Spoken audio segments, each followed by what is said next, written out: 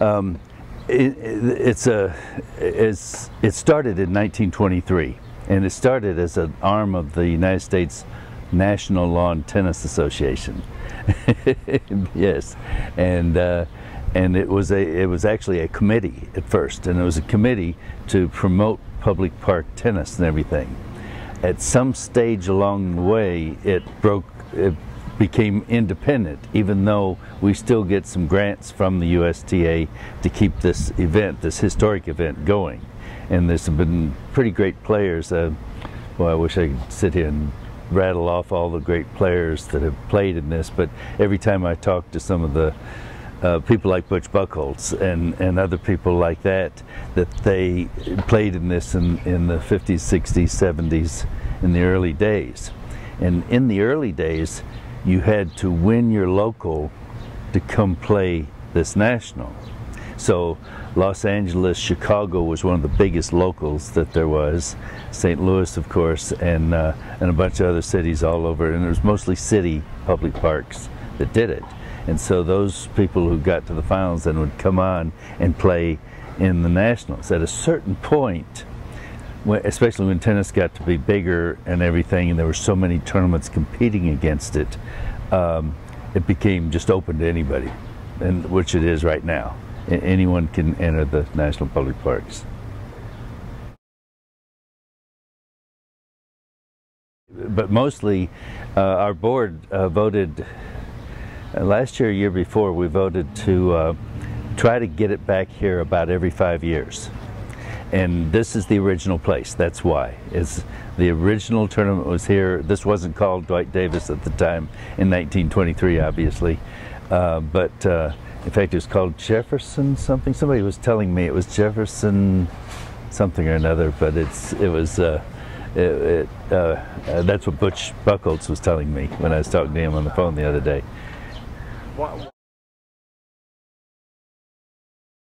The main reason is tennis gets such a bad rap of being a country club sport when it's really exactly the opposite.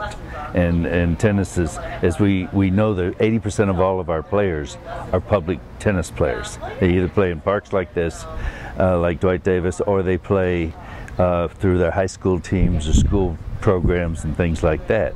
I'm one of them. Billie Jean King's one of them. Butch Buchholz said he was too, that they learned in public settings and everything. So, and the USTA has kept supporting us, and I think that's the reasoning, is that they really want tennis in the parks to keep on going, and this tradition is important to them, even though it's not the tournament it may have been back in the old days. And I admit that it's not what it used to be, partly because we've filled up the activity all summer long.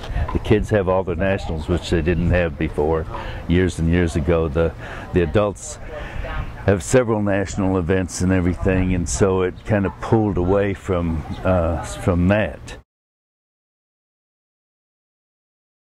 That's encouraging to hear that. That's the first time I've actually heard the stats, and I was waiting to hear that report. Great. No, it's encouraging, because it means that it's not just going to be the Missouri Valley folks that are here, and it's happened everywhere we've been. The last year it was in South Carolina, and we had 20-something states and maybe 10 sections involved, not as many as you guys have. So I guess it's the center of the country is the good thing here. No, that's very encouraging. It means it's important. It's a Category 2 event for the adults, and for the seniors it's kind of important. So I know I've got a few Texans here that are probably here for the Category 2 points and all, but I think even if we didn't have that, drawing those players, it's just one of those things you just kind of like to have your name in the USTA book someday, because it always gets published in the USTA annual. A lot of people don't know that, but you can go back to 1923 and find out who won it back in those days.